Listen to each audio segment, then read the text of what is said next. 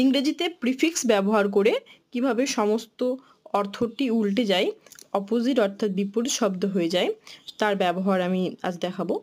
যেমন প্রিফিক্স কথার অর্থ হচ্ছে উপসর্গ। আন প্রিফিক্স যোগ করে রুট ওয়ার্ডটি কীভাবে সম্পূর্ণ উল্টো অর্থ হয়, অপোজিট অর্থ হয় দেখো। এখানে কিছু উদাহরণ দেওয়া আছে।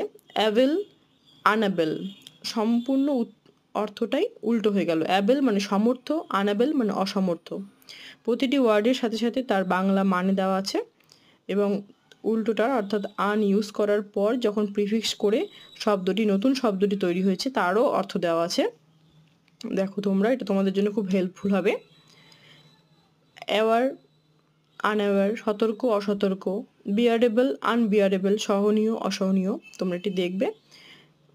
ভিডিওটি ভালো লাগলে লাইক করবে, চ্যানেলটি সাবস্ক্রাইব করবে। Thank you.